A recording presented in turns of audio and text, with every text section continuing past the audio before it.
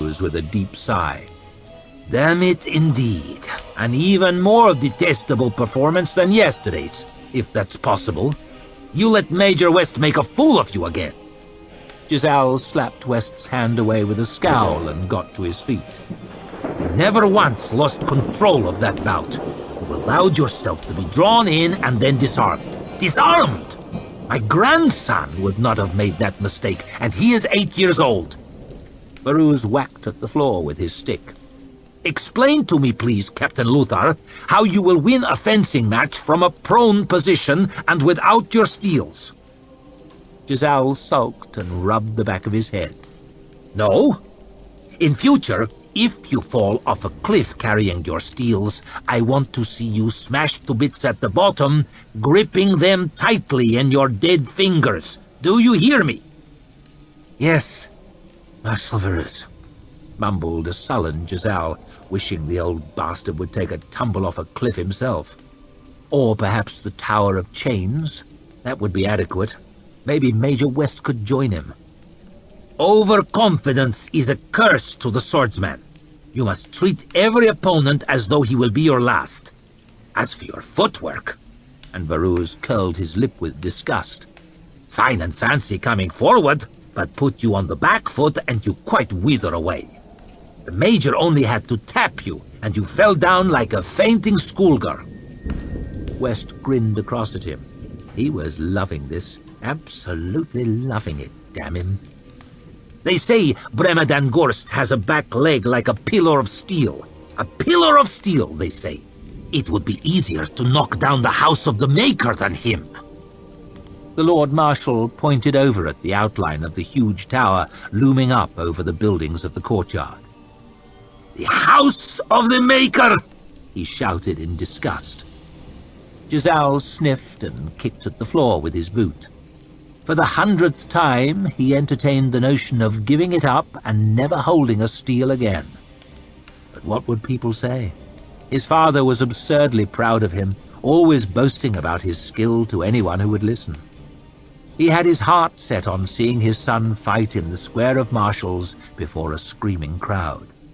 If Giselle threw it over now, his father would be mortified, and he could say goodbye to his commission, goodbye to his allowance, goodbye to his ambitions. No doubt his brothers would love that. Balance is the key, Baruz was spouting.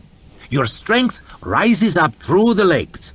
From now on, we will add an hour on the beam to your training, every day. Giselle winced.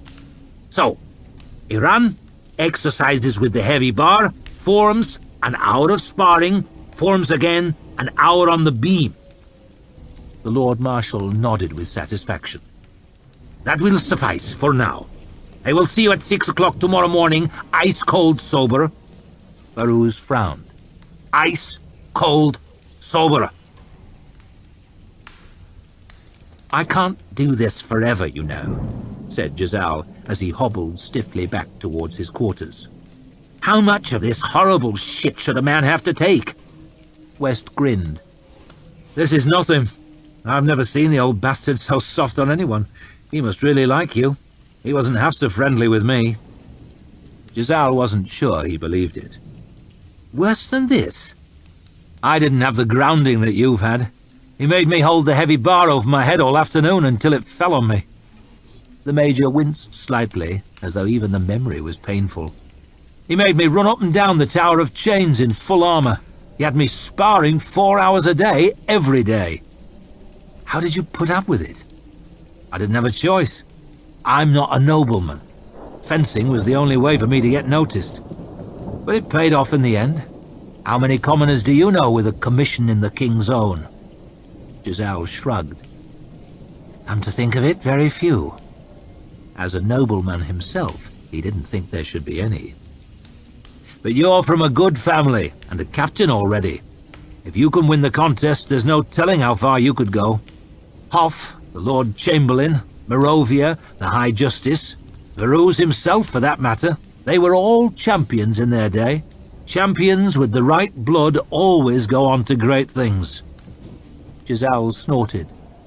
Like your friend Sandan Glokta? The name dropped between them like a stone. Well, almost always. "Major West!" came a rough voice from behind. A thick-set sergeant with a scar down his cheek was hurrying over to them. "Sergeant Forrest, how are you?" asked West, clapping the soldier warmly on the back. He had a touch with peasants, but then Giselle had to keep reminding himself that West was little better than a peasant himself. He might be educated and an officer and so forth, but he still had more in common with the sergeant than he did with Giselle, once you thought about it. The sergeant beamed. "Very well, thank you, sir." He nodded respectfully to Giselle. "Morning, Captain." Giselle favoured him with a terse nod and turned away to look up the avenue. He could think of no possible reason why an officer would want to be familiar with the common soldiers. Furthermore, he was scarred and ugly. Giselle had no use whatever for ugly people. "What can I do for you?" West was asking. "Marshal Burr wishes to see you, sir, for an urgent briefing. All senior officers are ordered to attend." West's face clouded. "I'll be there as soon as I can." The sergeant saluted and strode off. "What's all that about?" asked Giselle carelessly, watching some clerk chase around after a paper he had dropped. "Angland. This king of the Northmen, Bethod." West said the name with a scowl, as though it left a bitter taste. "They say he's defeated all his enemies in the north, and now he's spoiling for a fight with the Union." "Well, if it's a fight he wants," said Giselle airily. Wars were a fine thing, in his opinion, an excellent opportunity for glory and advancement. The paper fluttered past his boot on the light breeze, closely followed by the puffing clerk. Giselle grinned at him as he hurried past, bent almost double in his clumsy efforts to try and grab it. The Major snatched up the grubby document and handed it over. "Thank you, sir," said the clerk, his sweaty face quite pitiful with gratitude. "Thank you so much." "Think nothing of it," murmured West, and the clerk gave a sycophantic little bow and hurried away. Giselle was disappointed. He had been rather enjoying the chase. "There could be war, but that's the least of my troubles right now." West breathed a heavy sigh. "My sister is in Adua." "I didn't know you had a sister." "Well, I do, and she's here." "So?" Giselle had little enthusiasm for hearing about the Major's sister. West might have pulled himself up, but the rest of his family were distinctly beneath Giselle's notice. He was interested in meeting poor common girls he could take advantage of, and rich noble ones he might think about marrying. Anything in between was of no importance. "Well, my sister can be charming, but she is also a little unconventional. She can be something of a handful in the wrong mood. Truth be told, I'd prefer to take care of a pack of Northmen than her." "Come now, West," said Giselle absently, hardly taking any notice of what he was saying. "I'm sure she can't be that difficult." The Major brightened. "Well, I'm relieved to hear you say that. She's always been keen to see the Agriont for herself, and I've been saying for years that I'd give her a tour if ever she came here. We'd arranged it for today, in fact." Giselle had a sinking feeling. "Now, with this meeting—" "But I have so little time these days," whinged Giselle. "I promise I'll make it up to you. We'll meet you at my quarters in an hour." "Hold on!" But West was already striding away. "Don't let her be too ugly," Giselle was thinking as he slowly approached the door to Major West's quarters and raised his unwilling fist to knock. "Just don't let her be too ugly. And not too stupid either. Anything but an afternoon wasted on a stupid girl." His hand was halfway to the door when he became aware of raised voices on the other side. He stood guiltily in the corridor, his ear drawing closer and closer to the wood, hoping to hear something complimentary about himself. "And what about your maid?" came Major West's muffled voice, sounding greatly annoyed. "I had to leave her at the house. There was a lot to do. Nobody's been there in months." West's sister. Giselle's heart sank. A deep voice, she sounded like a fat one. Giselle couldn't afford to be seen walking about the Agriont with a fat girl on his arm. It could ruin his reputation. "But you can't just wander about the city on your own." "I got here all right, didn't I? You're forgetting who we are, Colum. I can make do without a servant. To most of the people here, I'm no better than a servant anyway. Besides, I'll have your friend Captain Luthar to look after me." "That's even worse, as you damn well know." "Well, I wasn't to know that you'd be busy. I would have thought you'd make the time to see your own sister." She didn't sound an idiot, which was something, but fat and now peevish too. "Aren't I safe with your friend?" "He's a good enough sort, but is he safe with you?" Giselle wasn't sure what the Major meant by that little comment. "I'm walking about the Agriont alone, and with a man you hardly know. Don't play the fool. I know you better than that. What will people think?"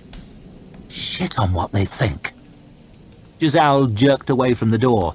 He wasn't used to hearing ladies use that sort of language. Fat, peevish, and coarse, damn it. This might be even worse than he'd feared. He looked up the corridor, considering making a run for it, already working out his excuse. Curse his bad luck, though. Someone was coming up the stairs now. He couldn't leave without being seen. He would just have to knock and get it over with. He gritted his teeth and pounded resentfully at the door. The voices stopped suddenly, and Giselle put on an unconvincing, friendly grin. Let the torture begin. The door swung open. For some reason, he had been expecting a kind of shorter, fatter version of Major West in a dress. He had been greatly mistaken. She was perhaps slightly fuller of figure than was strictly fashionable, since skinny girls were all the rage, but you couldn't call her fat. Not fat at all.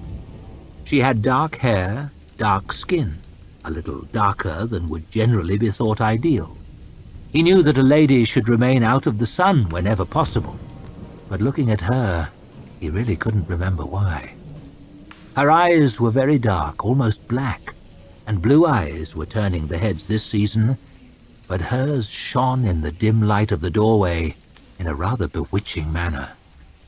She smiled at him, a strange sort of smile, higher on one side than the other. It gave him a slightly uneasy feeling, as though she knew something funny that he didn't. Still, excellent teeth, all white and shiny. Giselle's anger was swiftly vanishing. The longer he looked at her, the more her looks grew on him, and the emptier his head became of cogent thought. "Hello," she said. His mouth opened slightly, as if by force of habit, but nothing came out. His mind was a blank page. "And you must be Captain Luthar." "I'm Colum's sister, Ardee." She slapped her forehead. "I'm such an idiot, though. Colum will have told you all about me. I know the two of you are great friends." Giselle glanced awkwardly at the Major, who was frowning back at him and looking somewhat put out. It would hardly do to say he had been entirely unaware of her existence until that morning. He struggled to frame even a mildly amusing reply, but nothing came to mind. Ardee took hold of him by the elbow and drew him into the room, talking all the while. "I know you're a great fencer, but I've been told your wit is even sharper than your sword. So much so, in fact, that you only use your sword upon your friends, as your wit is far too deadly." She looked at him expectantly. Silence. "Well," he mumbled, "I do fence a bit." Pathetic. Utterly awful. "Is this the right man, or do I have the gardener here?" She looked him over with a strange expression, hard to read. Perhaps it was the same sort of look Giselle would have while examining a horse he was thinking of buying. Cautious, searching, intent, and ever so slightly disdainful. Even the gardeners have splendid uniforms, it seems. Giselle was almost sure that had been some kind of insult, but he was too busy trying to think of something witty to pay it too much mind. He knew he would have to speak now or spend the entire day in embarrassed silence, so he opened his mouth and trusted to luck. I'm sorry if I seem dumbfounded, but Major West is such an unattractive man. How could I have expected so beautiful a sister?" West snorted with laughter. His sister raised an eyebrow and counted the points off on her fingers. "Mildly offensive to my brother, which is good. Somewhat amusing, which is also good. Honest, which is refreshing. And wildly complimentary to me, which, of course, is excellent. A little late, but on the whole worth waiting for." She looked Giselle in the eye. "The afternoon might not be a total loss." Giselle wasn't sure he liked that last comment, and he wasn't sure he liked the way she looked at him, but he was enjoying looking at her, so he was prepared to forgive a lot. The women of his acquaintance rarely said anything clever, especially the fine-looking ones. He supposed they were trained to smile and nod and listen while the men did the talking. On the whole, he agreed with that way of doing things, but the cleverness sat well on West's sister, and she had more than caught his curiosity. Fat and peevish were off the menu. Of that there could be no doubt. As for coarse, well, handsome people are never coarse, are they? Just unconventional. He was beginning to think that the afternoon, as she had said, might not be a total loss. West made for the door. "It seems I must leave you two to make fools of one another. Lord Marshal Burr is expecting me. Don't do anything I wouldn't, eh?" The comment seemed to be aimed at Giselle, but West was looking at his sister. "That would seem to allow virtually everything," she said, catching Giselle's eye. He was amazed to feel himself blushing like a little girl, and he coughed and looked down at his shoes. West rolled his eyes. "Mercy," he said, as the door clicked shut. "Would you care for a drink?" Ardee asked, already pouring wine into a glass. Alone with a beautiful young woman. Hardly a new experience, Giselle told himself, and yet he seemed to be lacking his usual confidence. "Yes, thank you. Most kind. Yes, a drink, just the thing to steady the nerves." She held the glass out to him and poured another for herself. He wondered if a young lady should be drinking at this time of day, but it seemed pointless to say anything. She wasn't his sister, after all. "Tell me, Captain, how do you know my brother?" "Well, he's my commanding officer, and we fenced together." His brain was beginning to function again. "But then, you know that already." She grinned at him. "Of course, but my governess always maintained that young men should be allowed their share of the conversation." Giselle gave an ungainly cough as he was swallowing and spilled some wine down his jacket. "Oh, dear," he said. "Here, take this a moment." She gave him her glass, and he took it without thinking, but then found himself without a free hand. When she started dabbing at his chest with a white handkerchief, he could hardly object, though it did seem rather forward. Being honest, he might have objected if she wasn't so damn fine-looking. He wondered if she realized what an excellent view she was giving him down the front of her dress, but of course not. How could she? She was simply new here, unused to courtly manners, the artless ways of a country girl, and so forth. Nice view, though. There was no denying that. "There, that's better," she said, though the dabbing had made no apparent difference. Not to his uniform, anyway. She took the glasses from him, drained her own quickly with a practised flick of her head, and shoved them on the table. "Shall we go?" "Yes, of course." "Oh," and he offered her his arm. She led him out into the corridor and down the stairs, chatting freely.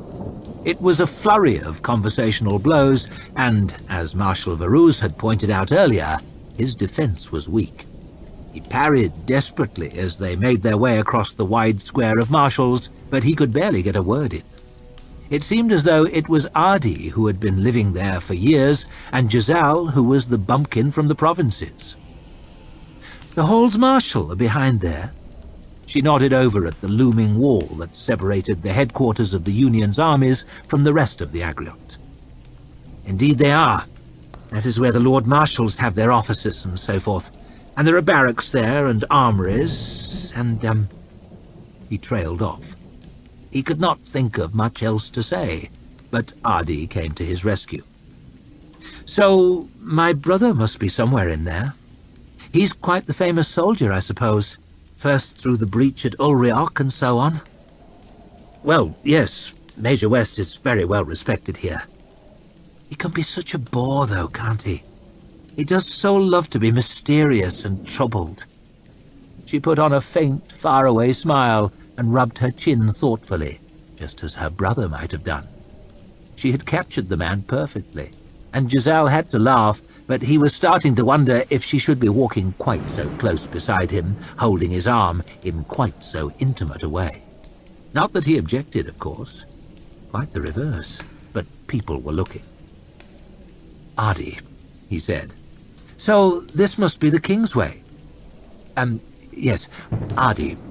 She was gazing up at the magnificent statue of Herod the Great, his stern eyes fixed on the middle distance.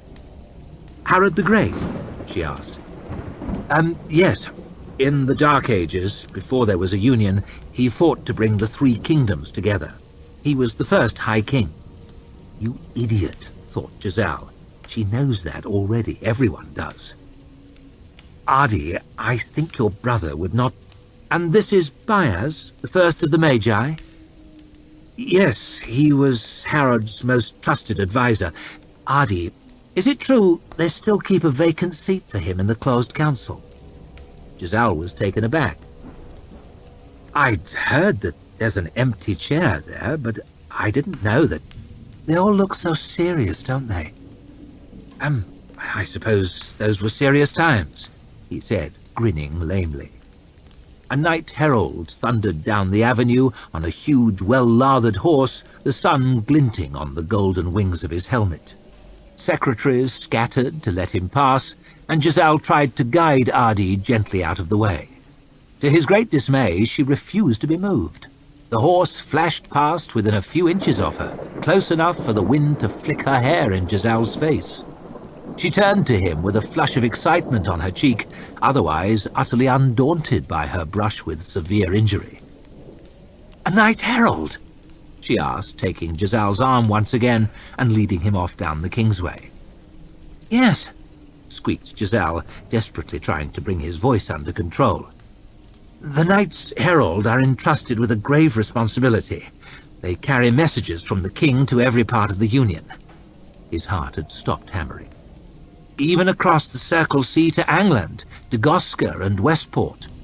They're entrusted to speak with the king's voice, and so forbidden from speaking except on the king's business. Fedor Dan Harden was on the boat on our way over. He's a Knight Herald. We talked for hours." Giselle attempted unsuccessfully to contain his surprise. "We talked about Adua, about the Union, about his family. Your name was mentioned, actually." Giselle failed to look nonchalant once again. "In connection with the coming contest." Ardee leaned even closer to him. "Fedor was of the opinion that Bremadan Gorst will cut you to pieces." Giselle gave a strangled cough, but he rallied well. "Unfortunately, that opinion seems widely held. But not by you, I trust." She stopped and took him by the hand, staring earnestly into his eyes. "I'm sure that you'll get the better of him, no matter what they say. My brother speaks very highly of you, and he's stingy with his praise." Mumbled Giselle. His fingers were tingling pleasantly.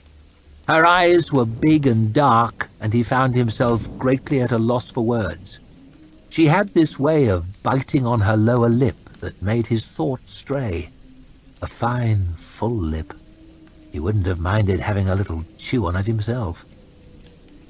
"Well, thank you." He gave a gormless grin. "So, this is the park," said Ardee, turning away from him to admire the greenery. "It's even more beautiful than I'd imagined." Yes. How wonderful to be at the heart of things. I spent so much of my life on the edge. There must be many important decisions made here, many important people. Ardee allowed her hand to trail through the fronds of a willow tree by the road. Colum's worried there might be war in the north. He was worried for my safety. I think that's why he wanted me to come here. I think he worries too much. What do you think, Captain Luther? He had been in blissful ignorance of the political situation until a couple of hours before, but that would never do as a reply. Well, he said, straining to remember the name, and then with relief, this Bethod could do with a rap on the knuckles. They say he has 20,000 Northmen under his banner. She leaned towards him. Barbarians, she murmured. Savages, she whispered. I heard he skins his captives alive. Giselle thought this was hardly suitable conversation for a young lady. Ardee, he began, but I'm sure with men like you and my brother to protect us, we women folk have nothing to worry about. And she turned and made off up the path. Giselle had to hurry once again to catch up. And is that the house of the Maker? Ardee nodded towards the grim outline of the huge tower. Why, yes, it is. Does no one go inside? No one. Not in my lifetime, anyway. The bridge is kept behind lock and key. He frowned up at the tower. Seemed strange now that he never thought about it. Living in the Agriont, it was always there. You just got used to it somehow. The place is sealed, I believe. Sealed? Ardee moved very close to him. Giselle glanced around nervously, but nobody was looking. Isn't it strange that nobody goes in there? Isn't it a mystery? He could almost feel her breath on his neck. I mean to say, why not just break the door down? Giselle was finding it horribly difficult to concentrate with her so close. He wondered for a moment, both frightening and exciting, whether she might be flirting with him. No, of course not. Just not used to the city was all. The artless ways of a country girl. But then she was very close. If only she were a little less attractive, or a little less confident. If only she were a little less West Sister. He coughed and looked off down the path, hoping vainly for a distraction. There were a few people moving along it, but no one that he recognized, unless... Ardee's spell was suddenly broken, and Giselle felt his skin go cold. A hunched figure, overdressed on this sunny day, was limping toward them, leaning heavily on a cane. He was bent over and wincing with every step, the faster-moving travellers giving him a wide berth. Giselle tried to steer Ardee away before he saw them, but she resisted gracefully and made a direct line for the shambling Inquisitor. His head snapped up as they approached, and his eyes glinted with recognition. Giselle's heart sank. There was no avoiding him now. "Why, Captain Luther," said Glokta warmly, shuffling a little too close and shaking his hand. "What a pleasure. I am surprised that Varuth has let you go so early in the day. He must be mellowing in his old age." "The Lord Marshal is still most demanding," snapped Giselle. "I hope my practicals didn't inconvenience you the other night." The Inquisitor shook his head sadly. "They have no manners at all.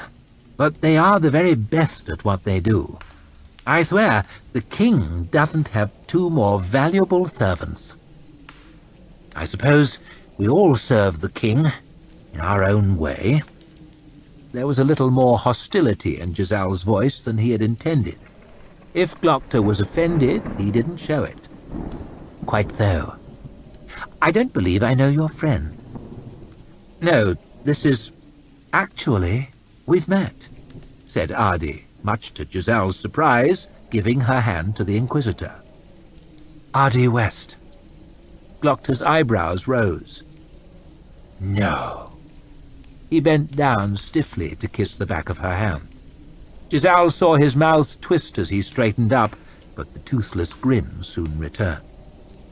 "Column West's sister. But you are so much changed. For the better, I hope, she laughed. Giselle felt horribly uncomfortable. Why, yes indeed, said Glokta. And you are changed also, Sand. Ardee looked suddenly very sad. We were all so worried in my family. We hoped and hoped for your safe return. Giselle saw a spasm run over Glokta's face. Then we heard you were hurt. How are you? The Inquisitor glanced at Giselle, his eyes cold as a slow death. Giselle stared down at his boots, a lump of fear in his throat. He had no need to be scared of this cripple, did he? But somehow he wished he was still at fencing practice. Glokta stared at Ardee, his left eye twitching slightly, and she looked back at him undaunted, her eyes full of quiet concern. I am well as can be expected. His expression had turned very strange. Giselle felt more uncomfortable than ever. Thank you for asking. Truly, nobody ever does. There was an awkward silence. The Inquisitor stretched his neck sideways, and there was a loud click. Ah, he said. That's got it. It's been a pleasure to see you again, both of you. But duty calls. He treated them to another revolting smile, then hobbled off, his left foot scraping in the gravel. Ardee frowned at his twisted back as he limped slowly away. It's so sad, she said under her breath. What? Mumbled Giselle. He was thinking about that big white bastard in the street, those narrow pink eyes, the prisoner with the bag on his head. We all serve the king in our own way. Quite so. He gave an involuntary shiver. He and my brother used to be quite close. He came to stay with us one summer. My family was so proud to have him it was embarrassing. He used to fence with my brother every day, and he always won. The way he moved, it was something to see. Sandown Glokta. He was the brightest star in the sky. She flashed her knowing half-smile again. And now I hear you are. Ah, said Giselle, not sure whether she was praising him or poking fun. He could not escape the feeling that he had been out-fenced twice that day, once by each sibling. He rather fancied that the sister had given him the worst beating. Chapter 8. The Morning Ritual. It was a bright summer's day, and the park was filled to capacity with colourful revellers. Colonel Glokta strode manfully toward some meeting of great importance, people bowing and scraping respectfully away to give him room. He ignored most, favoured the more important ones with his brilliant smile. The lucky few beamed back at him, delighted to be noticed. I suppose we all serve the king in our own way, whined Captain Luthar, reaching for his steel, but Glokta was far too quick for him. His blade flashed with lightning speed, catching the sneering idiot through the neck. Blood splattered across Ardee West's face. She clapped her hands in delight, looking at Glokta with shining eyes. Luthar seemed surprised to be killed. Quite so, said Glokta with a smile. The captain pitched over onto his face, blood pouring from his punctured throat. The crowd roared their appreciation, and Glokta indulged them with a deep, graceful bow. The cheering was redoubled. Oh, Colonel, you shouldn't, murmured Ardee as Glokta licked the blood from her cheek. Shouldn't what? He growled, tipping her back in his arms and kissing her fiercely. The crowd were in a frenzy. She gasped as he broke away, looking up at him adoringly with those big dark eyes of hers, lips slightly parted. The Arch Lecter wants you, she said with a comely smile. What? The crowd had fallen silent, damn them, and his left side was turning numb. Ardee touched him tenderly on the cheek. The Arch Lecter, she shouted. There was a heavy knock at the door. Glokta's eyes flicked open. Where am I? Who am I? Oh, no. Oh, yes. He realized straight away he had been sleeping badly. His body was twisted round under the blankets, his face pushed into the pillow. His whole left side was dead. The beating on the door came heavier than before. Came Frost's tongueless bellow from the other side. Pain shot through Glokta's neck as he tried to raise his head from the pillow. There's nothing like the first spasm of the day to get the mind working. "All right," he croaked. "Give me a minute, damn it!" The albino's heavy footsteps thudded away down the corridor. Glokta lay still for a moment, then cautiously moved his right arm, ever so slowly, breath rasping with the effort, and tried to twist himself onto his back. He clenched his fist as the needling started in his left leg. If only the damn thing would stay numb. But the pain was coming on fast now. He was also becoming aware of an unpleasant smell. Damn it, I've shit myself again. "Barnum!" howled Glokta, then waited, panting, left side throbbing with a vengeance. Where is the old idiot? "Barnum!" he screamed at the top of his lungs. "Are you all right, sir?" came the servant's voice from beyond the door. All right, you old fool. Just when do you think I was last all right?" "No, damn it! I've boiled the bed." "I've boiled water for a bath, sir. Can you get up?" Once before, Frost had had to break the door down. Maybe I should let it stand open all night. But then how could I sleep? "I think I can manage," Glokta hissed, tongue pressed into his empty gums, arms trembling as he hauled himself out of the bed and onto the chair beside it. His grotesque, toeless left leg twitched to itself, still beyond his control. He glared down at it with a burning hatred. Fucking horrible thing. Revolting, useless lump of flesh. Why didn't they just cut you off? Why don't I still? But he knew why not. With his legs still on, he could at least pretend to be half a man. He punched his withered thigh, then immediately regretted it. Stupid. The pain crept up his back, a little more intense than before, and growing with every second. Come now, let's not fight. He started to rub gently at the wasted flesh. We are stuck with each other, so why torment me? "Can you get to the door, sir?" Glokta wrinkled his nose at the smell, then took hold of his cane, and slowly, agonizingly pushed himself to his feet. He hobbled across the room, almost slipping halfway there, but righting himself with a searing twinge.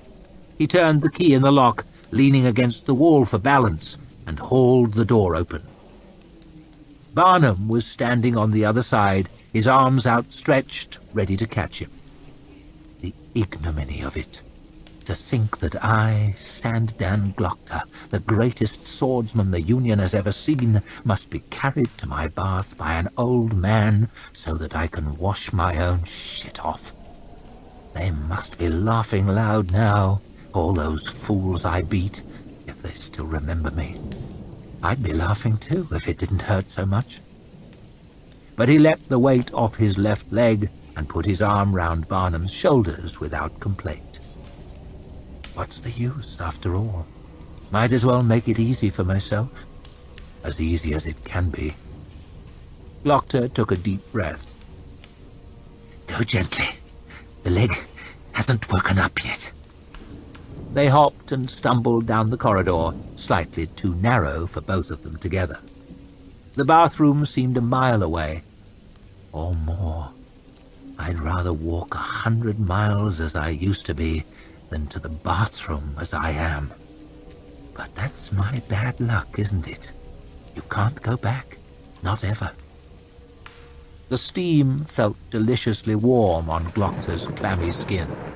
With Barnum holding him under the arms, he slowly lifted his right leg and put it gingerly into the water. thought. The old servant helped him get the other leg in, then, taking him under the armpits, lowered him like a child until he was immersed up to his neck. Ah! Glokta cracked a toothless smile. Hot as the maketh forge, Barnum. Just the way I like it. The heat was getting into the leg now, and the pain was subsiding. Not gone, never gone, but better, a lot better. Glokta began to feel almost as if he could face another day. You have to learn to love the small things in life, like a hot bath. You have to love the small things when you've nothing else. Practical Frost was waiting for him downstairs in the tiny dining room, his bulk wedged into a low chair against the wall. Glokta sagged into the other chair and caught a whiff from the steaming porridge bowl, wooden spoon sticking up at an angle without even touching the side. His stomach rumbled and his mouth began watering fiercely. All the symptoms, in fact, of extreme nausea. "Hooray!" shouted Glokta. "Porridge again!" He looked over at the motionless Practical. "Porridge and honey, better than money. Everything's funny with porridge and honey." The pink eyes did not blink. "It's the rhyme for children. My mother used to sing it to me. Never actually got me to eat this slop, though. But now," and he dug the spoon in, "I can't get enough of it." Frost stared back at him. "Healthy," said Glokta, forcing down a mouthful of sweet mush and spooning up another. "Delicious," choking down some more. "And here's the real clincher." He gagged slightly on the next swallow. "No chewing required." He shoved the mostly full bowl away and tossed the spoon after it. He hummed. "A good breakfast makes for a good day, don't you find?" It was like staring at a whitewashed wall, but without all the emotion. "So, the Arch Lecter wants me again, does he?" The albino nodded. "And what might our illustrious leader desire with the likes of us, do you think?" A shrug. Glokta licked bits of porridge out of his empty gums. "Does he seem in a good mood, do you know?" Another shrug. "Come, come, Practical Frost, don't tell me everything at once, I can't take it in." Silence. Barnum entered the room and cleared away the bowl. "Do you want anything else, sir?" "Absolutely. A big half-raw slab of meat and a nice crunchy apple." He looked over at Practical Frost. "I used to love apples when I was a child." How many times have I made that joke? Frost looked back impassively. There was no laughter there. Glokta turned to Barnum, and the old man gave a tired smile. "Oh well," sighed Glokta. "A man has to have hope, doesn't he?" "Of course, sir," muttered the servant, heading for the door. Does he? The Arch Lecter's office was on the top floor of the House of Questions, and it was a long way up. Worse still, the corridors were busy with people. Practicals, clerks, inquisitors, crawling like ants through a crumbling dunghill. Whenever he felt their eyes on him, Glokta would limp along, smiling, head held high. Whenever he felt himself alone, he would pause and gasp, sweat and curse, and rub and slap the tenuous life back into his leg. Why does it have to be so high? He asked himself as he shuffled up the dim halls and winding stairs of the labyrinthine building. By the time he reached the antechamber, he was exhausted and blowing hard, left hand sore on the handle of his cane. The Arch Lecter's secretary examined him suspiciously from behind a big dark desk that took up half the room. There were some chairs placed opposite for people to get nervous waiting in, and two huge practicals flanked the great double doors to the office, so still and grim as to appear a part of the furniture. "Do you have an appointment?" demanded the secretary in a shrill voice. "You know who I am, you self-important little shit." "Of course," snapped Glokta. "Do you think I limped all the way up here to admire your desk?" The secretary looked down his nose at him. He was a pale, handsome young man with a mop of yellow hair. The puffed-up fifth son of some minor nobleman with overactive loins, and he thinks he can patronize me. "And your name is?" he asked with a sneer. Glokta's patience was worn out by the climb. He smashed his cane down on the top of the desk, and the secretary near jumped out of his chair. "What are you, a fucking idiot? How many crippled Inquisitors do you have here?" Said the secretary, mouth working nervously. Is that a number? Speak up." "Well, I'm Glokta, you dolt. Inquisitor Glokta." "Yes, sir, Get your fat ass out of that chair, fool. Don't keep me waiting." The secretary sprang up, hurried to the doors, pushed one open, and stood aside respectfully. "That's better," growled Glokta, shuffling after him. He looked up at the practicals as he hobbled past. He was almost sure one of them had a slight smile on his face. The room had hardly changed since he was last there 6 years before. It was a cavernous, round space, domed ceiling carved with gargoyle faces, its one enormous window offering a spectacular view over the spires of the university, a great section of the outer wall of the Agriont, and the loop line.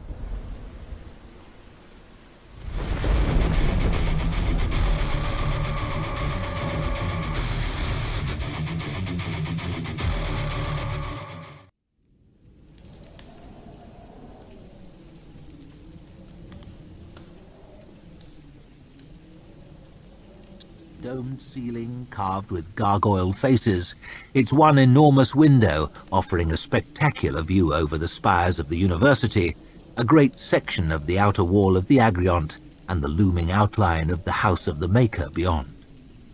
The chamber was mostly lined with shelves and cabinets, stacked high with neatly ordered files and papers.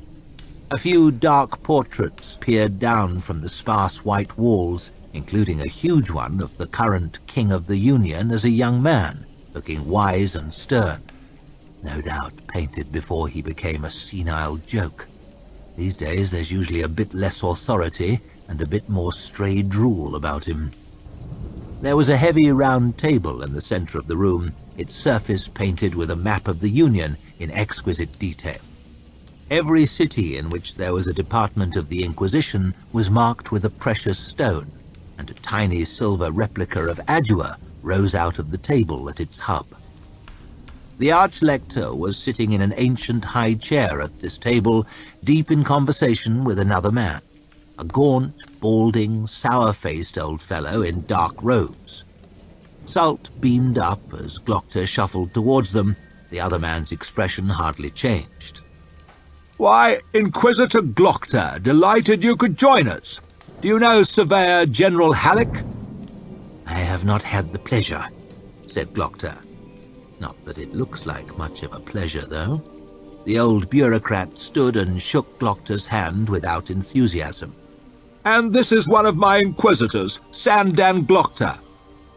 "Yes, indeed," murmured Halleck. "You used to be in the army, I believe. I saw you fence once." Glokta tapped his leg with his cane. "That can't have been any time recently." "No." There was a silence. "The Surveyor General is likely soon to receive a more significant promotion," said Salt, "to a chair on the Closed Council itself." The Closed Council, indeed. A most significant promotion.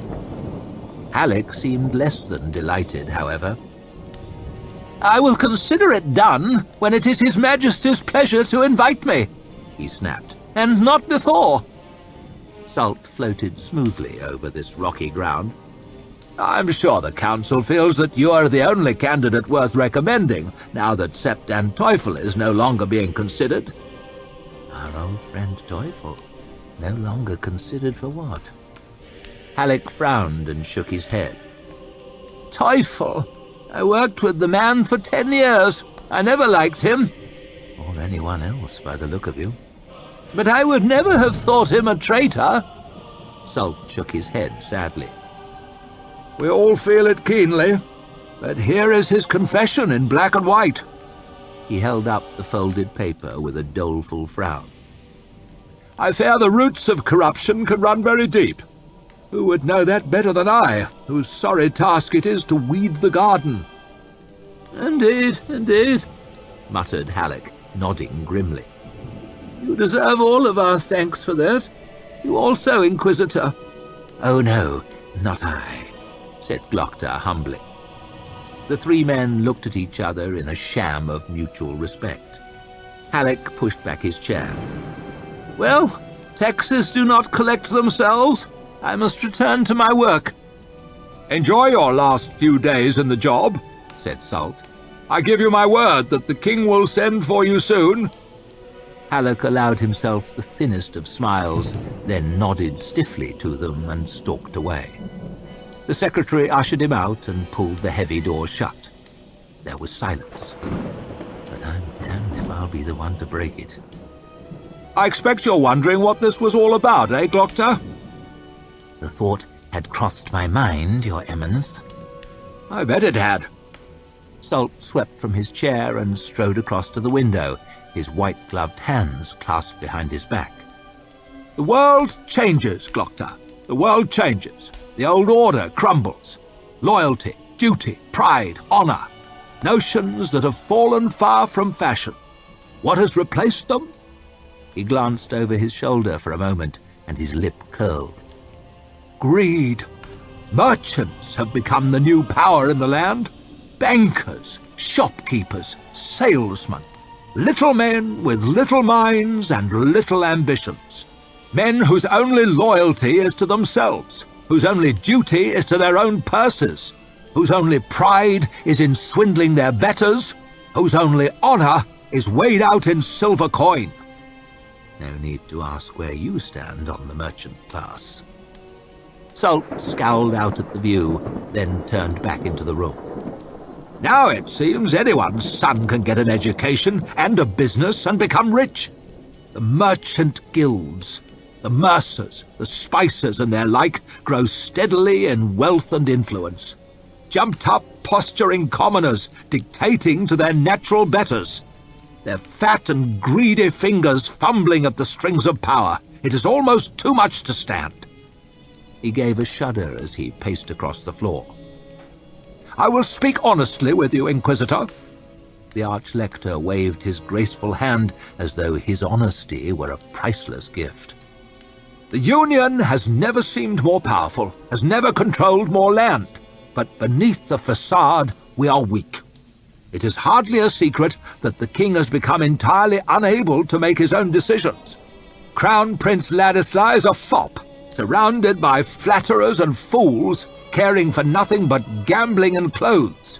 Prince Reinault is far better fitted to rule, but he is the younger brother. The closed council, whose task it should be to steer this leaking vessel, is packed with frauds and schemers. Some may be loyal, some are definitely not, each intent on pulling the king his own way. How frustrating, when I suppose they should all be pulling him in yours. Meanwhile, the Union is beset with enemies, dangers outside our borders and dangers within. Gurkul has a new and vigorous emperor, fitting his country for another war. The Northmen are up in arms as well, skulking on the borders of England. In the open council, the noblemen clamour for ancient rights, while in the villages the peasants clamour for new ones. He gave a deep sigh. Yes, the old order crumbles, and no one has the heart or the stomach to support it. Salt paused, staring up at one of the portraits. A hefty, bald man dressed all in white. Glokta recognized him well enough. Zola, the greatest of all Arch Lecters, tireless champion of the Inquisition, hero to the torturer, scourge of the disloyal.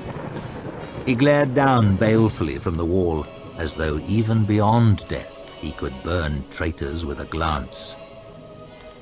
Zola, growled Salt. Things were different in his day, I can tell you. No whinging peasants then, no swindling merchants, no sulking noblemen. If men forgot their place, they were reminded with hot iron, and any carping judge who dared to whine about it was never heard from again. The Inquisition was a noble institution, filled with the best and the brightest. To serve their king and to root out disloyalty were their only desires and their only rewards. Oh, things were grand in the old days. The Arch Lecter slid back into his seat and leaned forward across the table.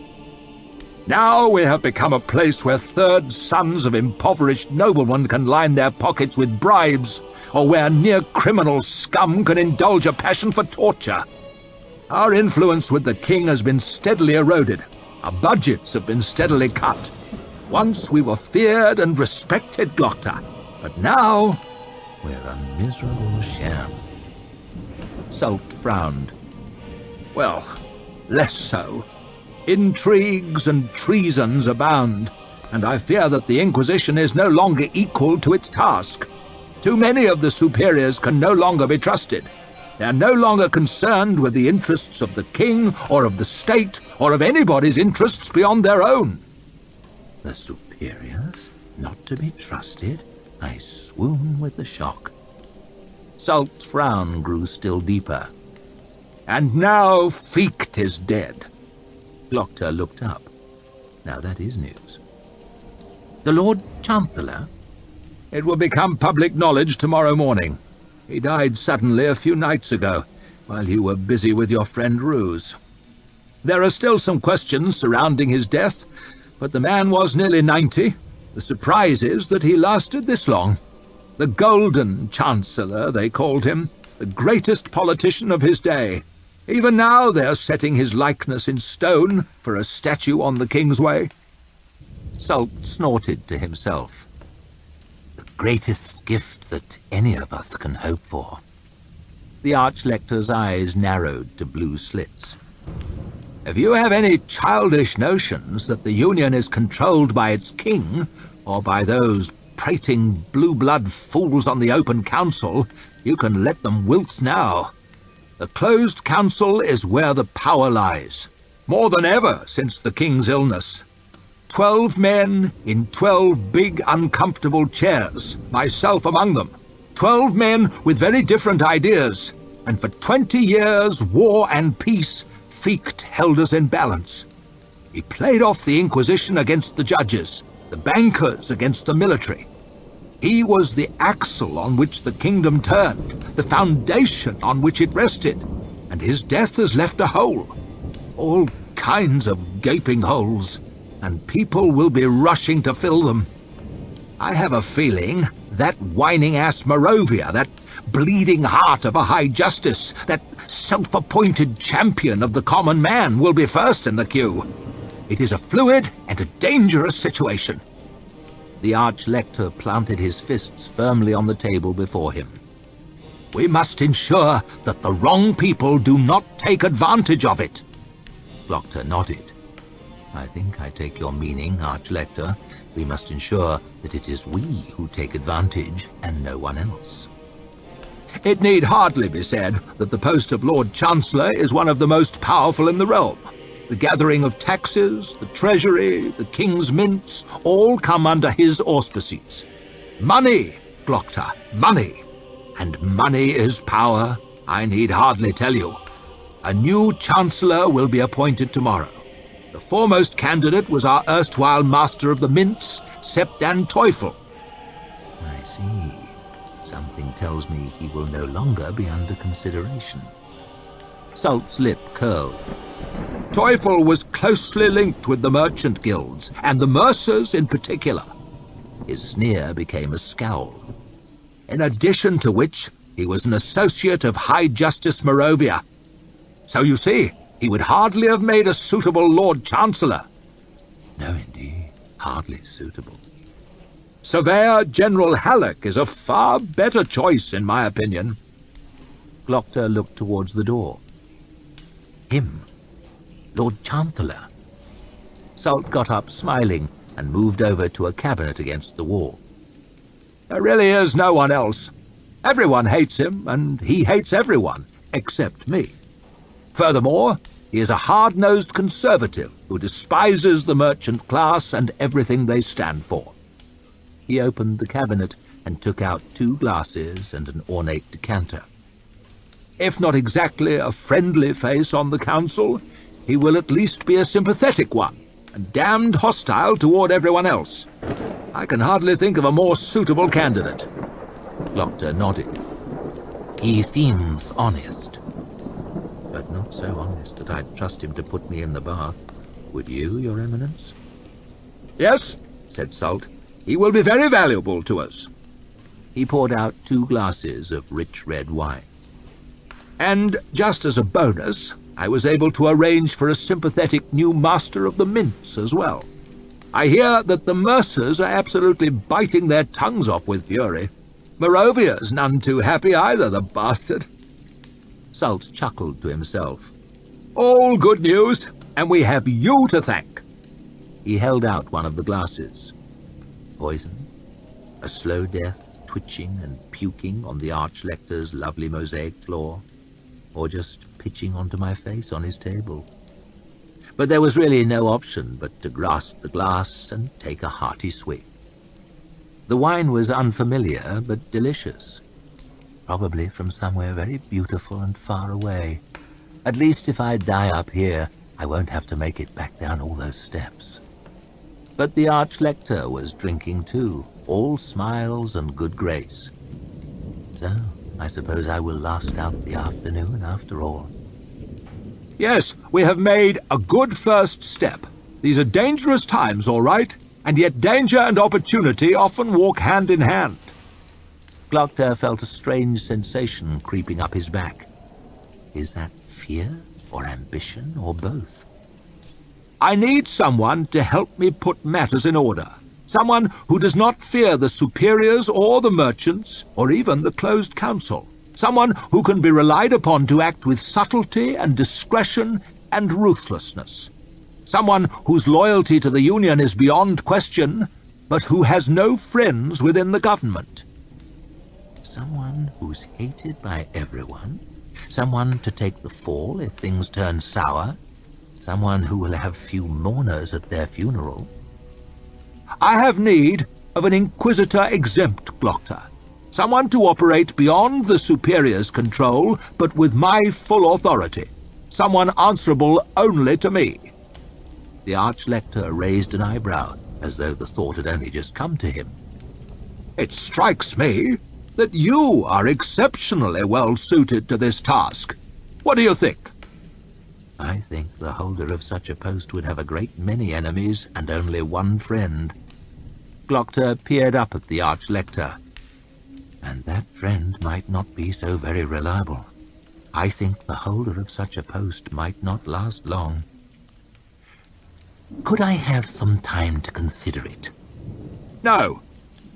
Danger and opportunity often walk hand in hand. Then I accept. Excellent. I do believe this is the start of a long and productive relationship. Salt smiled at him over the rim of his glass. You know, Glokta, of all the merchants grubbing away out there, it is the mercers I find the most unpalatable. It was largely through their influence that Westport entered the Union, and it was because of Westport's money that we won the Gurkish War. The king rewarded them, of course, with priceless trading rights, but ever since then their arrogance has been insufferable. Anyone would have thought they fought the battles themselves for the airs they've put on and the liberties they've taken. The Honourable Guild of Mercers, he sneered. It occurs to me now that your friend Ruse has given us the means to hook them in so deeply, it would be a shame to let them wriggle free. Glokta was much surprised, though he thought he hid it well. To go further? Why? The mercers wriggle free and they keep on pay, and that keeps all kinds of people happy. As things are, they're scared and soft, wondering who Ruse named, who might be next in the chair. If we go further, they may be hurt or finished entirely. Then they'll stop paying, and a lot of people will be unhappy. Some of them in this very building. I can easily continue my investigations, Your Eminence, if you would like me to. Glokta took another sip. It really was an excellent wine. We must be cautious. Cautious and very thorough. The mercer's money flows like milk. They have many friends, even amongst the highest circles of the nobility. Brock, Huygen, Isha, and plenty more besides. Some of the very greatest men in the land.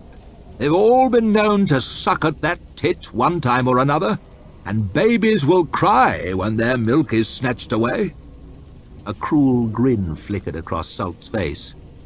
But still, if children are to learn discipline, they must sometimes be made to weep. Who did that worm Rue's name in his confession? Glokta leaned forward painfully and slid Rue's paper of confession toward him, unfolded it, and scanned the list of names from bottom to top. Sept den Teufel, we all know.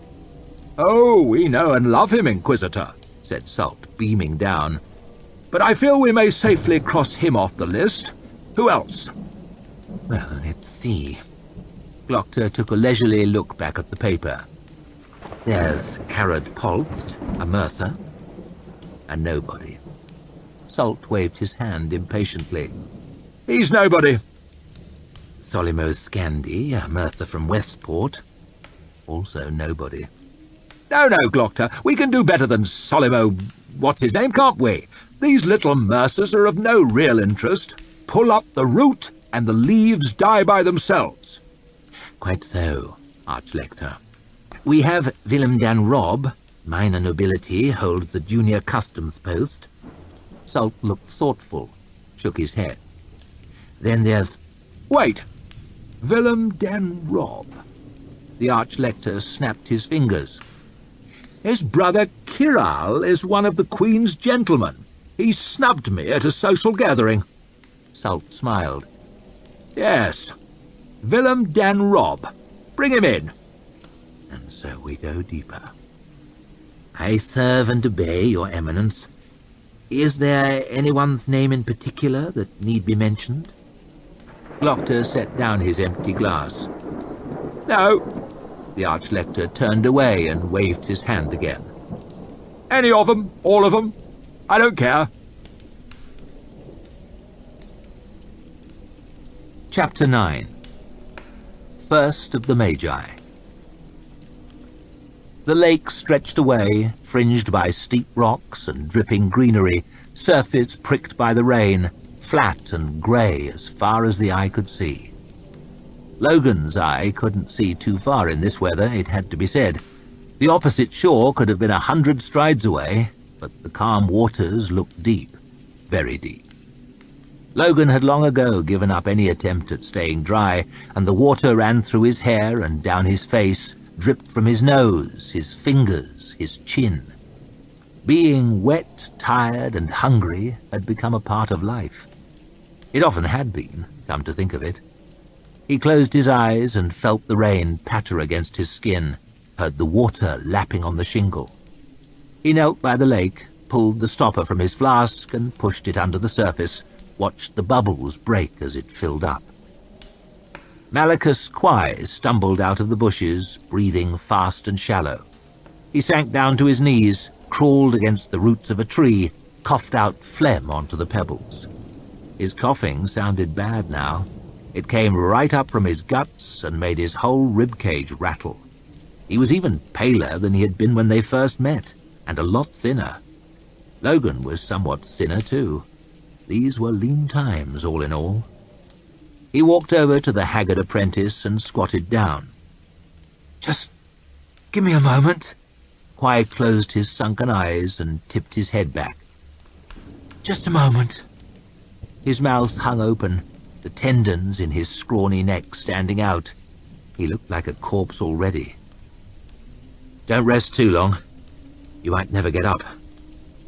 Logan held out the flask. Quai didn't even lift his arm to take it, so Logan put it against his lips and tipped it up a little. He took a wincing swallow, coughed, then his head dropped back against the tree like a stone. "Do you know where we are?" asked Logan. The apprentice blinked out at the water as though he'd only just noticed it. "This must be the north end of the lake. There should be a track." His voice had sunk to a whisper. "At the southern end, there's a road with 2 stones." He gave a sudden violent cough, swallowed with difficulty. "Follow the road over the bridge, and you're there," he croaked. Logan looked off along the beach at the dripping trees. "How far is it?" No answer. He took hold of the sick man's bony shoulder and shook it. Kwai's eyelids flickered open. He stared up blearily, trying to focus. "How far?" 40 miles. Logan sucked his teeth. Kwai wouldn't be walking 40 miles. He'd be lucky to make 40 strides on his own. He knew it well enough. You could see it in his eyes. He'd be dead soon, Logan reckoned. A few days at the most. He'd seen stronger men die of a fever. 40 miles. Logan thought about it carefully, rubbing his chin with his thumb. 40 miles. "Shit," he whispered. He dragged the pack over and pulled it open. They had some food left, but not much. A few shreds of tough dried meat, a heel of mouldy black bread. He looked out over the lake, so peaceful. They wouldn't be running out of drinking water any time soon, at least.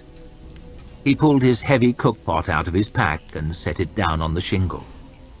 They'd been together a long time, but there was nothing left to cook. You can't become attached to things, not out here in the wild. He tossed the rope away into the bushes, then threw the lightened pack over his shoulder. Kwai's eyes had closed again, and he was scarcely breathing. Logan still remembered the first time he had to leave someone behind, remembered it like it was yesterday. Strange how the boy's name had gone, but the face was with him still.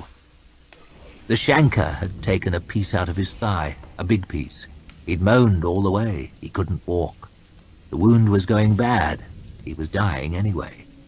They had to leave him. No one had blamed Logan for it. The boy had been too young. He should never have gone. Bad luck was all. Could happen to anyone. He'd cried after them as they made their way down the hillside in a grim, silent group, heads down.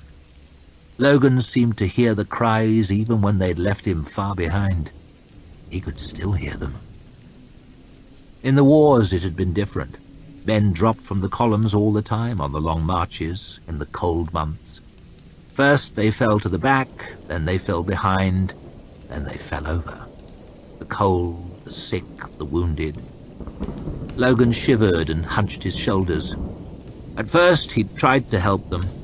Then he became grateful he wasn't one of them. Then he stepped over the corpses and hardly noticed them. You learn to tell when someone isn't getting up again. He looked at Malachus Kwai. One more death in the wild was nothing to remark upon. You have to be realistic, after all. The apprentice started from his fitful sleep and tried to push himself up. His hands were shaking bad. He looked up at Logan, eyes glittering bright. "I can't get up," he croaked. "I know.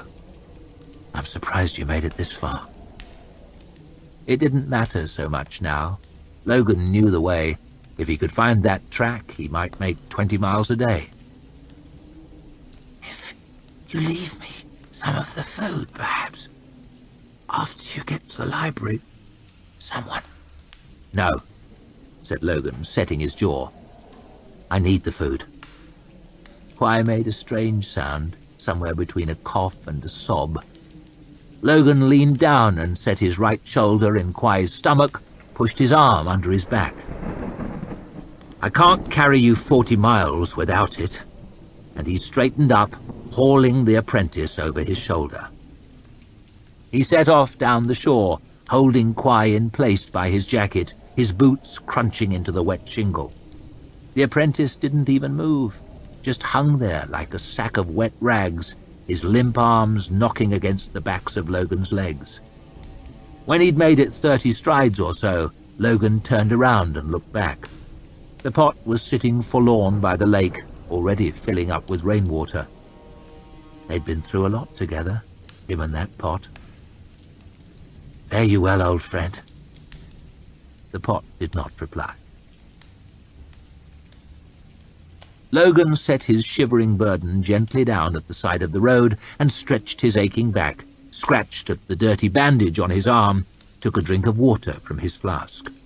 Water was the only thing to have passed his sore lips that day, and the hunger was gnawing at his guts. At least it had stopped raining. You have to learn to love the small things in life, like dry boots.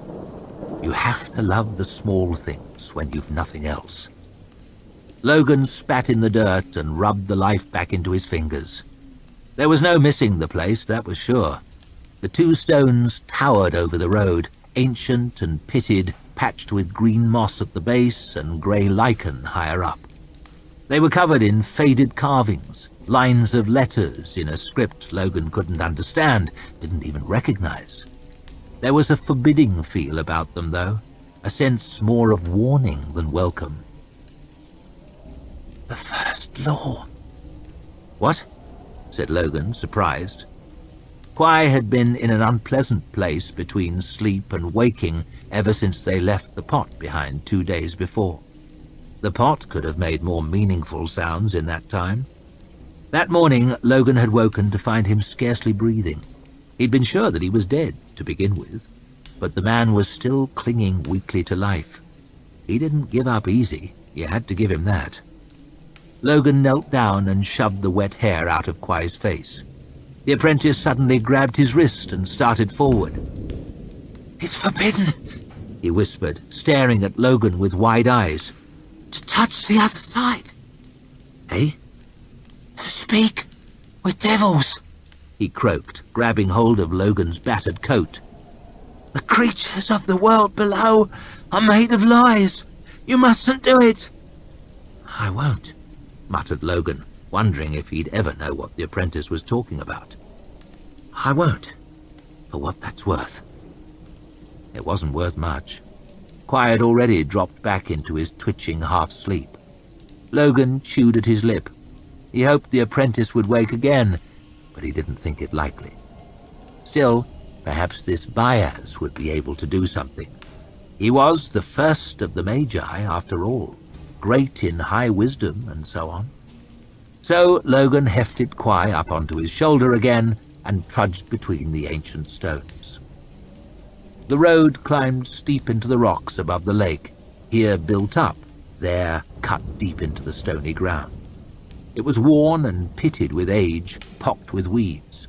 It switched back on itself again and again, and soon Logan was panting and sweating, his legs burning with the effort.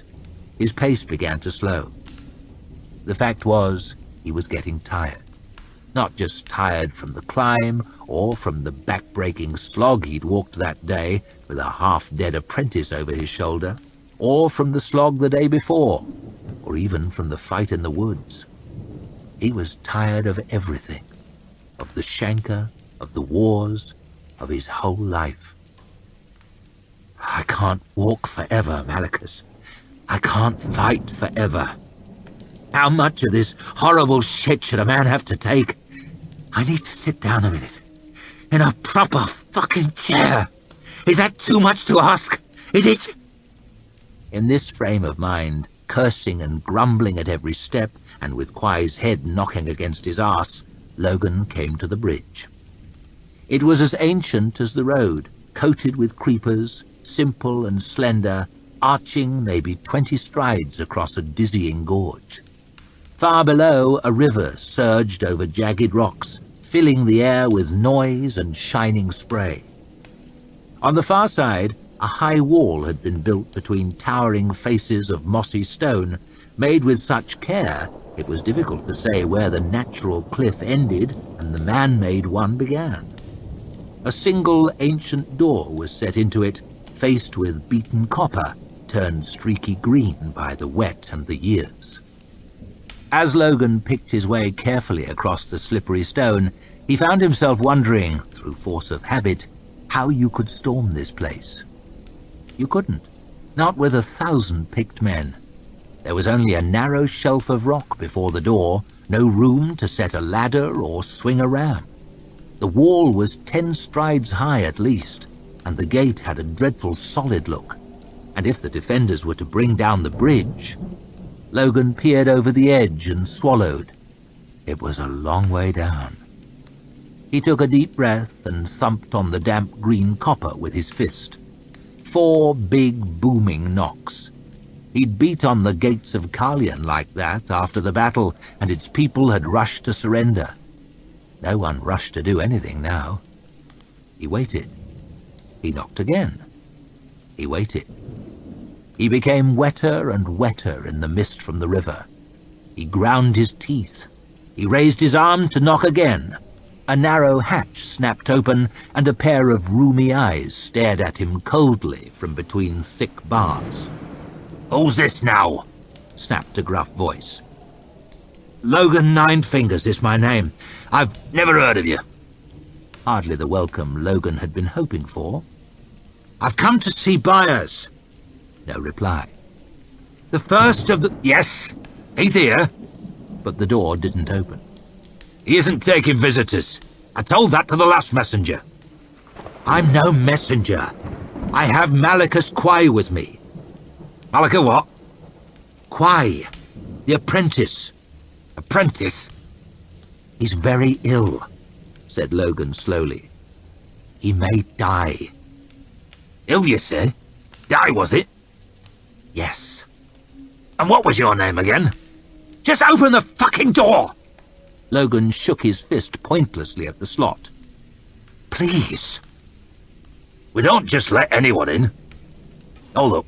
Show me your hands." "What?" "Your hands." Logan held his hands up. The watery eyes moved slowly across his fingers. "There are 9. There's one missing, see?" He shoved the stump at the hatch. 9, is it? You should have said." Bolts clanked and the door creaked slowly open. An elderly man, bent under an old-fashioned suit of armor, was staring at him suspiciously from the other side. He was holding a long sword much too heavy for him. Its point wobbled around wildly as he strained to keep it upright. Logan held up his hands. "I surrender." The ancient gatekeeper was not amused. He grunted sourly as Logan stepped past him, then he wrestled the door shut and fumbled with the bolts, turned and trudged away without another word. Logan followed him up a narrow valley lined with strange houses, weathered and mossy, half dug into the steep rocks, merging with the mountainside. A dour-faced woman was working at a spinning wheel on a doorstep, and she frowned at Logan as he walked past with the unconscious apprentice over his shoulder. Logan smiled back at her. She was no beauty, that was sure, but it had been a very long time. The woman ducked into her house and kicked the door shut, leaving the wheel spinning. Logan sighed. The old magic was still there. The next house was a bakery with a squat, smoking chimney.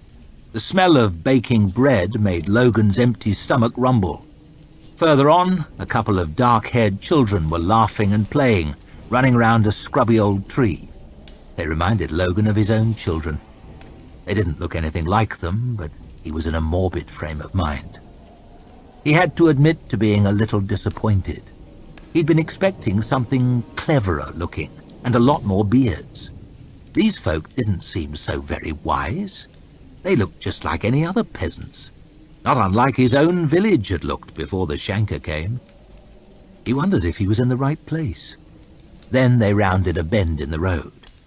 3 great tapering towers were built into the mountainside ahead, joined at their bases but separating higher up, covered in dark ivy. They seemed far older even than the ancient bridge and road, as old as the mountain itself. A jumbled mess of other buildings crowded around their feet, straggling around the sides of a wide courtyard in which people were busy with everyday chores. A thin woman was churning some milk on a stoop. A stocky blacksmith was trying to shoe a restless mare. An old, bald butcher in a stained apron had finished chopping up some animal and was washing his bloody forearms in a trough. And on a set of wide steps before the tallest of the three towers sat a magnificent old man. He was dressed all in white, with a long beard, a hook nose, and white hair spilling from under a white skullcap. Logan was impressed, finally. The first of the Magi surely looked the part. As Logan shuffled towards him, he started up from the steps and hurried over, white coat flapping behind him. "Set him down here," he muttered, indicating a patch of grass by the well, and Logan knelt and dumped Quai on the ground, as gently as he could, with his back aching so much. The old man bent over him, laid a gnarled hand on his forehead. "I brought your apprentice back," muttered Logan pointlessly. "Mine? Aren't you Bias?" The old man laughed. "Oh, no. I am Wells, head servant here at the library." "I am Bias," came a voice from behind. The butcher was walking slowly toward them, wiping his hands on a cloth. He looked maybe 60, but heavily built, with a strong face, deeply lined, and a close-cropped grey beard around his mouth. He was entirely bald, and the afternoon sun shone brightly off his tanned pate. He was neither handsome nor majestic, but as he came closer, there did seem to be something about him. An assurance, an air of command, a man used to giving orders and to being obeyed. The first of the Magi took Logan's left hand in both of his and pressed it warmly. Then he turned it over and examined the stump of his missing finger. "Logan 9 Fingers, then, the one they call the Bloody Nine. I have heard stories about you, even shut up here in my library." Logan winced. He could guess what sort of stories the old man might have heard. "That was a long time ago." "Of course, we all have a past, eh? I make no judgments on hearsay." And Baez smiled, a broad, white, beaming smile. His face lit up with friendly creases, but a hardness lingered around his eyes, deep-set and glistening green, a stony hardness. Logan grinned back, but he reckoned already that he wouldn't want to make an enemy of this man. "And you have brought our missing lamb back to the fold." Baez frowned down at Malachus Quai, motionless on the grass. "How is he?" "I think he will live, sir," said Wells, "but we should get him out of the cold." The first of the Magi snapped his fingers, and a sharp crack echoed from the buildings. "Help him." The smith hurried forward and took Quai's feet, and together he and Wells carried the apprentice through the tall door into the library.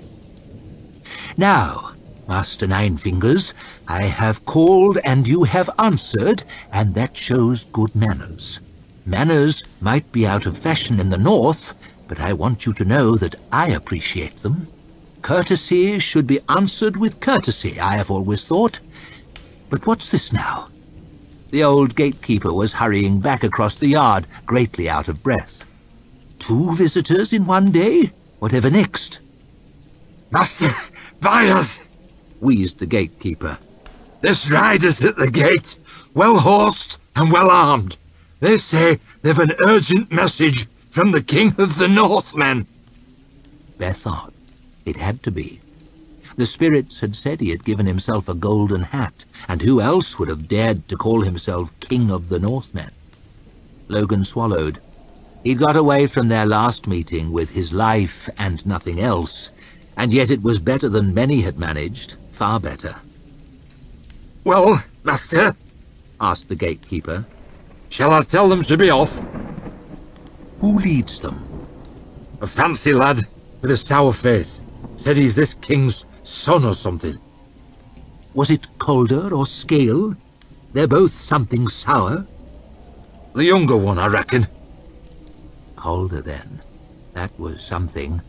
Either one was bad, but scale was much the worse. Both together were an experience to be avoided. Bias seemed to consider a moment.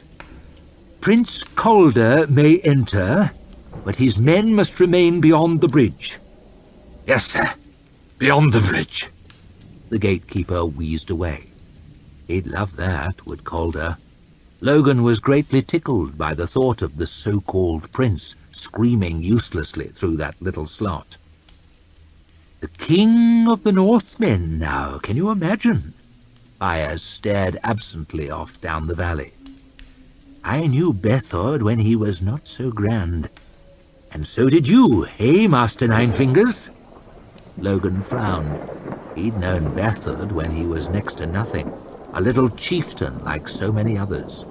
Logan had come for help against the Shanker, and Bethord had given it, at a price. Back then, the price had seemed light and well worth the paying.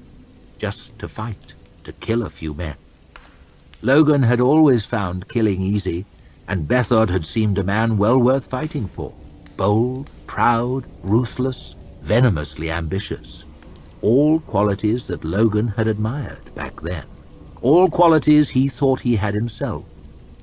But time had changed them both, and the price had risen. "He used to be a better man," Bias was musing, "but crowns sit badly on some people. Do you know his sons?" "Better than I'd like." Bias nodded. "They're absolute shit, aren't they? And I fear now they will never improve. Imagine that pinhead scale a king."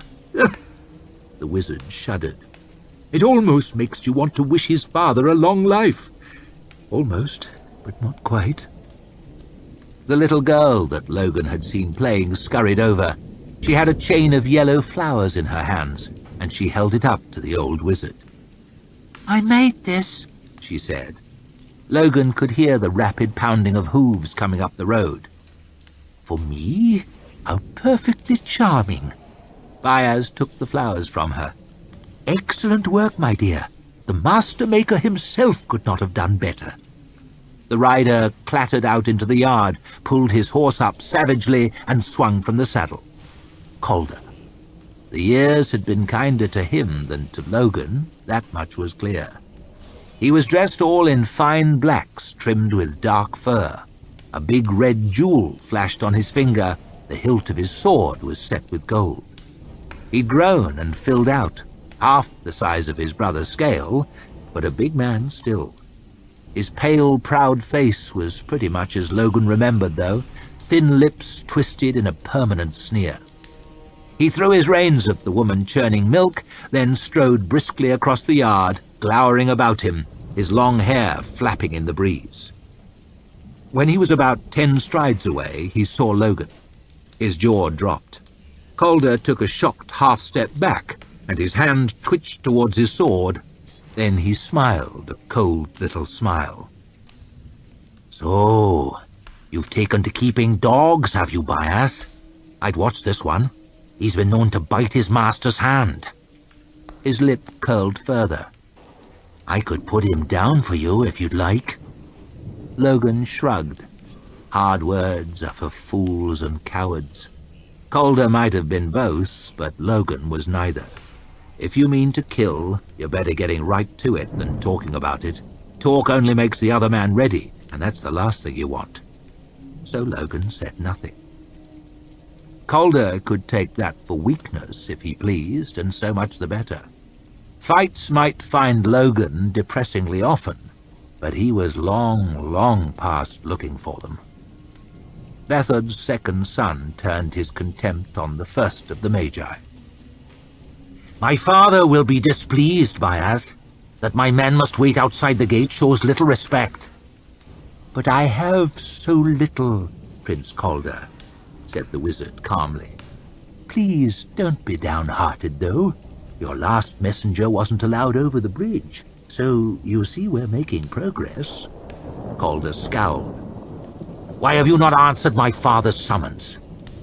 "There are so many demands on my time." Bias held up the chain of flowers. "These don't make themselves, you know." The prince was not amused. "My father," he boomed, "Bethot, king of the Northmen, commands you to attend upon him at Carleon." He cleared his throat. "He will not." He coughed. What? Demanded Bias. "Speak up, child." "He commands." The prince coughed again, spluttered, choked. He put a hand to his throat. The air seemed to have become very still. "Commands, does he?" Bias frowned. "Bring great Juvens back from the land of the dead. He may command me. He alone and no other." The frown grew deeper still, and Logan had to resist a strange desire to back away. "You may not, nor may your father, whatever he calls himself." Calder sank slowly to his knees, face twisted, eyes watering. Bias looked him up and down. "What solemn attire? Did somebody die? Here," and he tossed the chain of flowers over the prince's head. "A little colour may lighten your mood. Tell your father he must come himself. I do not waste my time on fools and younger sons. I am old-fashioned in this. I like to talk to the horse's head, not the horse's ass. Do you understand me, boy?" Calder was sagging sideways, eyes red and bulging. The first of the Magi waved his hand. "You may go." The prince heaved in a ragged breath, coughed, and reeled to his feet, stumbled for his horse, and hauled himself up into the saddle with a deal less grace than he had got down. He shot a murderous glance over his shoulder as he made for the gate, but it didn't have quite the same weight with his face red as a slapped arse. Logan realized he was grinning, wide. It was a long time since he'd enjoyed himself this much. "I understand that you can speak to the spirits." Logan was caught off guard. "Eh? To speak to the spirits?" Bias shook his head. "It is a rare gift in these times. How are they?" "What, the spirits?" "Yes." "Dwindling." "Soon they will all sleep, eh? The magic leaks out of the world. That is the set order of things. Over the years, my knowledge has grown, and yet my power has diminished." Calder seemed impressed. "Ah!" Bias waved his hand. "A mere nothing. A little trick of air and flesh, easily done. No, believe me, the magic ebbs away. It is a fact, a natural law. Still, there are many ways to crack an egg, eh, my friend? If one tool fails, then we must try another." Logan was no longer entirely sure what they were talking about, but he was too tired to ask. "Yes, indeed," murmured the first of the Magi. "There are many ways to crack an egg. Speaking of which, you look hungry." Logan's mouth flooded with spit at the very mention of food. "Yes," he mumbled. "Yes, I could eat." "Of course."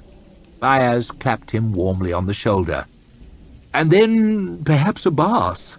Not that we are offended, of course, but I find that there is nothing more soothing than hot water after a long walk, and you, I suspect, have had a very long walk indeed. Come with me, Master Nine Fingers. You're safe here." Food, bath, safety. Logan had to stop himself from weeping as he followed the old man into the library. Chapter 10. The Good Man. It was a hot, hot day outside, and the sun shone brightly through the many-paned windows, casting criss-cross patterns on the wooden floor of the audience chamber. It was mid-afternoon, and the room was soupy warm and stuffy as a kitchen. Fortis Dan Hoff, the Lord Chamberlain, was red-faced and sweaty in his fur-trimmed robes of state, and had been in an increasingly filthy mood all afternoon. Harlan Morrow, His Under-Secretary for Audiences looked even more uncomfortable, but then he had his terror of Hoff to contend with in addition to the heat. Both men seemed greatly distressed in their own ways, but at least they got to sit down. Major West was sweating steadily into his embroidered dress uniform.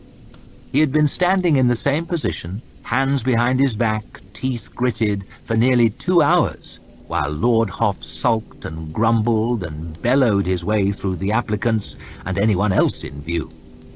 West fervently wished, and not for the first time that afternoon, that he was lying under a tree in the park with a strong drink, or perhaps under a glacier, entombed within the ice. Anywhere but here. Standing guard on these horrible audiences was hardly one of West's more pleasant duties, but it could have been worse. You had to spare a thought for the 8 soldiers stood around the walls. They were in full armor. West was waiting for one of them to pass out and crash to the floor with a sound like a cupboard full of saucepans, no doubt to the great disgust of the Lord Chamberlain, but so far they were all somehow staying upright. Why is this damned room always the wrong temperature? Hoff was demanding to know, as if the heat was an insult directed solely at him. It's too hot half the year, too cold the other half. There's no air in here, no air at all. Why don't these windows open? Why can't we have a bigger room? Mumbled the harassed Under-Secretary, pushing his spectacles up his sweaty nose. Requests for audiences have always been held here, my Lord Chamberlain. He paused under the fearsome gaze of his superior. It is traditional. I know that, you dolt, thundered Hoff, face crimson with heat and fury.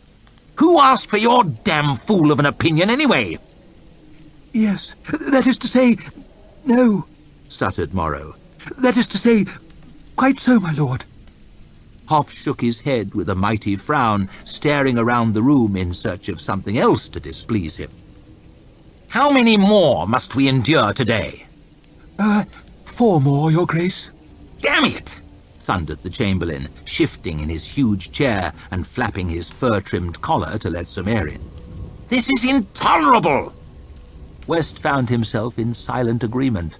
Hoff snatched up a silver goblet from the table and took a great slurp of wine. He was a great one for drinking. Indeed, he had been drinking all afternoon. It had not improved his temper. Who's the next fool? He demanded. Morrow squinted at a large document through his spectacles, tracing across the crabby writing with an inky finger. Goodman Heath is next, a farmer from... A farmer? A farmer, did you say? So we must sit in this ridiculous heat, listening to some damn commoner moan on about how the weather has affected his sheep? Well, my lord, muttered Morrow, it does seem as though Goodman Heath has a legitimate grievance against his landlord, and... Damn it all! I'm sick to my stomach of other people's grievances! The Lord Chamberlain took another swallow of wine. Show the idiot in! The doors were opened, and Goodman Heath was allowed into their presence. To underline the balance of power within the room, the Lord Chamberlain's table was raised up on a high dais, so that even standing, the poor man had to look up at them. An honest face, but very gaunt. He held a battered hat before him in trembling hands. West shrugged his shoulders in discomfort as a drop of sweat ran down his back. You are Goodman Heath, correct? Yes, my lord, mumbled the peasant in a broad accent. From... Hoff cut him off with consummate rudeness. And you come before us seeking an audience with His August Majesty, the High King of the Union? Goodman Heath licked his lips. West wondered how far he had come to be made a fool of. A very long way, most likely. My family have been put off our land. The landlord said we had not been paying the rent, but... The Lord Chamberlain waved a hand. Plainly, this is a matter for the Commission for Land and Agriculture. His August Majesty the King is concerned with the welfare of all his subjects, no matter how mean. West almost winced at this slight. But he cannot be expected to give personal attention to every trifling thing. His time is valuable, and so is mine. Good day." And that was it. Two of the soldiers pulled the double doors open for Goodman Heath to leave. The peasant's face had gone very pale, his knuckles ringing at the brim of his hat. "Good my lord," he stammered, "I've already been to the commission." Hoff looked up sharply, making the farmer stammer to a halt. "Good day, I said." The peasant's shoulders slumped. He took a last look around the room. Morrow was examining something on the far wall with great interest and refused to meet his eye. The Lord Chamberlain stared back at him angrily, infuriated by this unforgivable waste of his time. West felt sick to be a part of it. Heath turned and shuffled away, head bowed. The doors swung shut. Hoff bashed his fist on the table. "Did you see that?" He stared round fiercely at the sweating assembly. "The sheer gall of the man! Did you see that, Major West?" "Yes, my Lord Chamberlain, I saw it all," said West stiffly. "It was a disgrace." Fortunately, Hoff did not take his whole meaning. "A disgrace, Major West, you are quite right. Why the hell is it that all the promising young men go into the army? I want to know who is responsible for letting these beggars in here." He glared at the Under-Secretary, who swallowed and stared at his documents. "What's next?" Mumbled Morrow.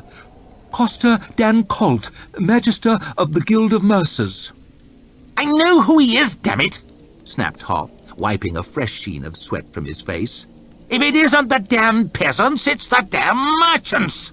He roared at the soldiers by the door, his voice easily loud enough to be heard in the corridor outside.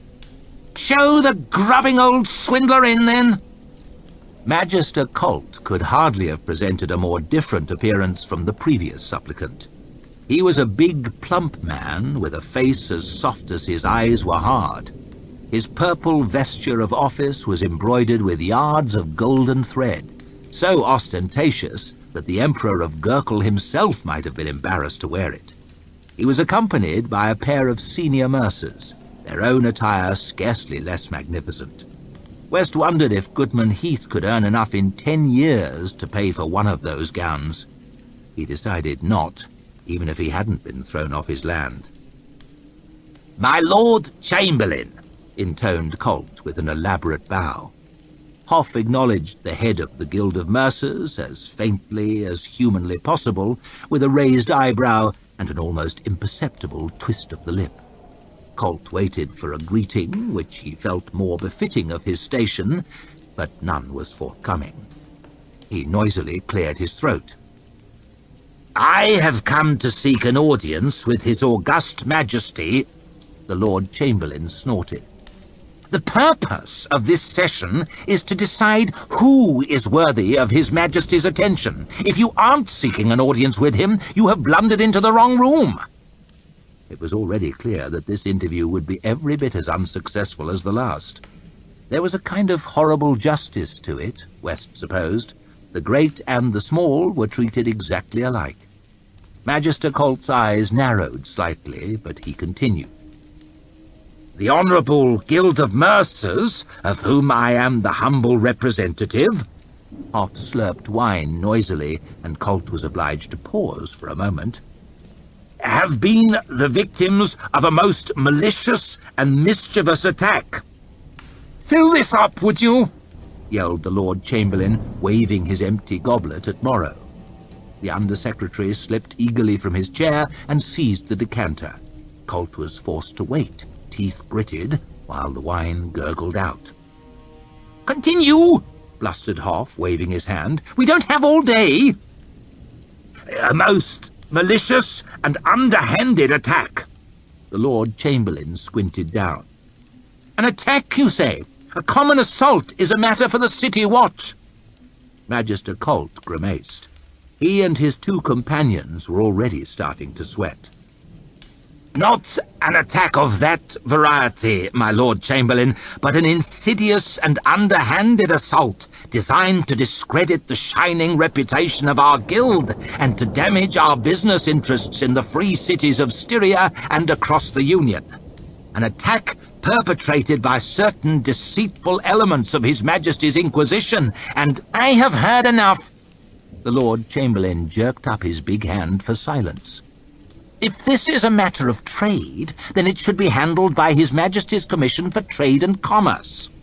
Hoff spoke slowly and precisely, in the manner of a schoolmaster addressing his most disappointing pupil.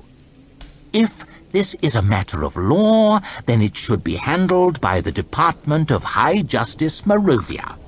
If it is a matter of the internal workings of His Majesty's Inquisition, then you must arrange an appointment with Arch Lecter Salt. In any case, it is hardly a matter for the attention of His August Majesty." The head of the Mercers' Guild opened his mouth, but the Lord Chamberlain spoke over him, voice louder than ever. "Your king employs a commission, selects a High Justice, and appoints an Arch Lecter so that he need not deal with every trifling issue himself. Incidentally, that is also why he grants licenses to certain merchant guilds and not to line the pockets," and his lip twisted into an unpleasant sneer, "of the trading class. Good day." And the doors were opened. Colt's face had turned pale with anger at that last comment. "You may depend upon it, Lord Chamberlain," he said coldly, "that we will seek redress elsewhere, and with the very greatest of persistence." Hoff glared back at him for a very long while. "Seek it wherever you like," he growled, "and with as much persistence as you please, but not here. Good day." If you could have stabbed someone in the face with the phrase "good day," the head of the Guild of Mercers would have lain dead on the floor. Colt blinked a couple of times, then turned angrily and strode out with as much dignity as he could muster. His two lackeys followed close on his heels, their fabulous gowns flapping behind them. The doors were pushed shut. Hoff smashed the table once again with his fist. "An outrage!" he spluttered. "Those arrogant swine! Do they seriously think they can flout the king's law and still seek the king's help when things turn sour?"